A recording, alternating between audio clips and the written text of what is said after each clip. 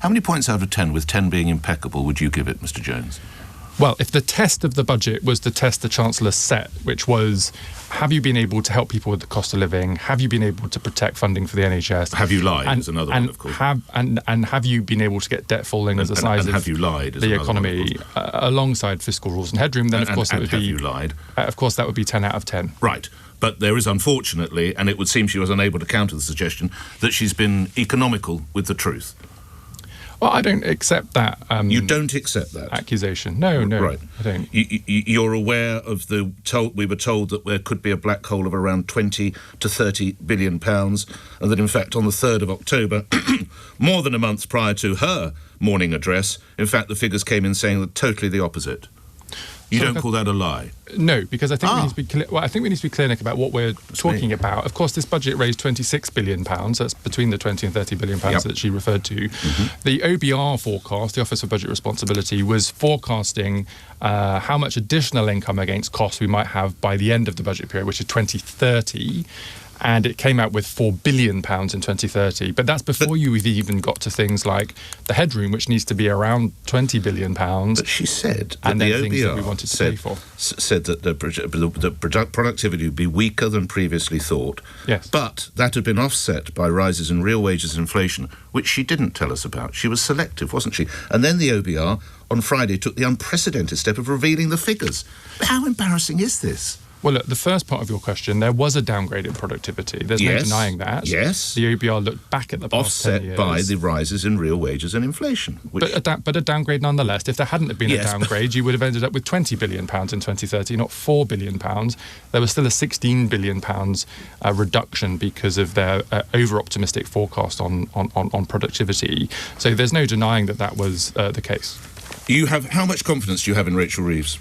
Of course I have confidence in Rachel Reeves. I don't think that's a question. Despite the headlines she's enduring? Yes, because as I say, the premise of the question is wrong. The Chancellor didn't mislead anybody. She set out the context in which the budget was being taken. It's perfectly normal for the OBR through its 5 rounds of forecasts. But she misrepresented what she was told on the 3rd of October, Mr. Jones. She misrepresented that to the public on the 4th of November. When she talked about a 20 to 30 billion, because she didn't tell us about the fact that there was an offset. And for goodness sake, why do you imagine the OBR released the figures on Friday?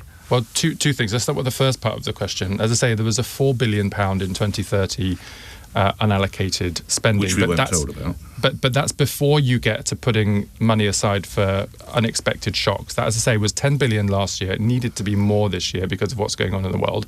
So that's 20 billion pounds. If we'd come back to you today and said we've only got 4 billion pounds put aside for things we're not expecting, you would rightly say that was the irresponsible thing to do. And then the second part of your question, the OBR has responded to a question from the Treasury Select Committee. Parliament holds the OBR to account.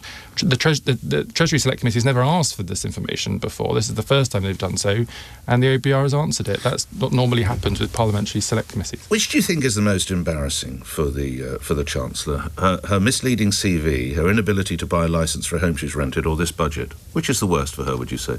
Look, I think that's an unfair question, Nick. Well, they were fairly recent. Well, not the CV, but I mean, there's less than a month that she was telling us she forgot to get a licence to rent a house. Well, I think it's become clear that the letting agent she hired had told her that they had done that, and they hadn't done that. It wasn't her fault that the letting agents hadn't done their job properly, and as soon as that became clear, she rectified the situation. One cabinet minister has told the Times newspaper this morning that the top table was misled and were not told the reality of the forecast.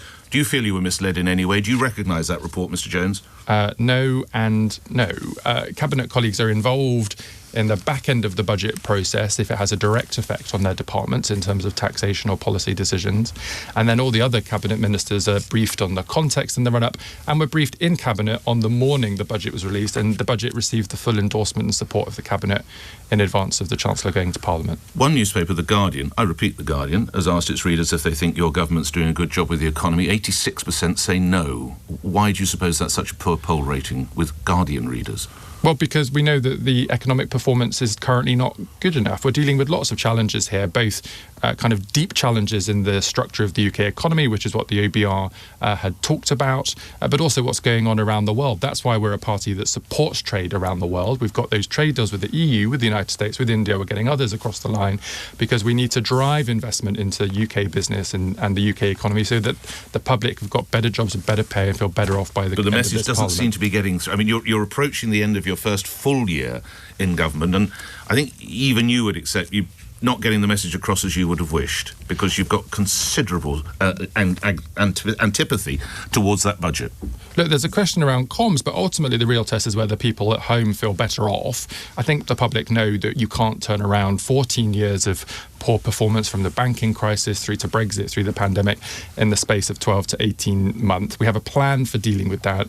We've taken short-term measures to support people with the cost of living, for example, on cutting energy bills and funding childcare and freezing rail fares and prescriptions. But the public rightly know that it will take time to turn the economy around, and that's what the Prime Minister and the whole of government is focused on doing. Should the boss of the OBR stay in post? Look, there's an investigation into the leak of the budget documents. I think that concludes today and is due to report to the Chancellor. I think we need to wait to see what the Chancellor thinks as a consequence of that report. The Shadow Chancellor, Sir Mel Stride, has written to the Financial Conduct Authority calling for a full investigation into potential market abuse from last week's budget. How nervous is the government about that? I'm not sure I understand the premise of market abuse. I think the definition of market abuse is when... Well, that's his words, Mr. Jones. That's not sure, my I'm words. just... No, you're saying Sir Mel's words. I've got you. Sorry, go ahead. Yeah. I'm just saying I don't really understand the premise of the point he's making, because there's just no evidence of that in fact. But look, is it surprising that the opposition party that's languishing fourth or fifth in the polls is trying to get into the headlines? No, of course it's not, but it's not a credible claim from them, and they should probably spend more time talking about what they would want to do for the country. Well, let's talk about the party that's number one in the polls, then, Reform UK. Its leader, Nigel Farage, is saying that there should be an ethics investigation into the Chancellor. How nervous is your government about that? Well, look, the good news about the independent ethics advisor is that Keir Starmer made them independent. You remember under Boris Johnson, it was a decision for the Prime Minister whether the ethics advisor investigated something or not. Under Keir Starmer, it's independent. So it's for Laurie Magnus to decide what he wants to do and how to respond to Nigel Farage's letter. And that's the right thing. Lastly, how will you judge today's speech by the Prime Minister to be a success? What are the metrics you and your colleagues will be looking for after he's spoken?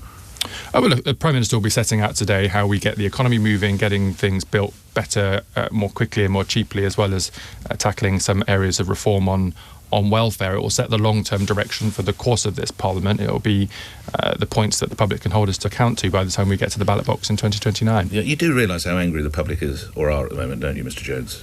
Look, I get that the public are not satisfied with the economy or the state of our public services. They make you about as effective as the Welsh rugby defence, and you'll know that because your constituency is Bristol, so you just have to look across the water. They rate you as they rate the Wales rugby team at the moment. Why should they think anything different? Look, I get that the public are dissatisfied with the economy and public service. I am a member of the public, so I agree with them. But that's why you agree they're doing a terrible job. No, you agree you're furious. I agree. Well, you can do something about it, man. You're the Chief Secretary of the Treasury. Exactly, and that's what we're getting Prime on. Minister. That's what we're getting on and doing, Nick. But as I say, the public rightly understand that it takes a bit of time to turn the country around, but that is what we're spending our time focused on delivering.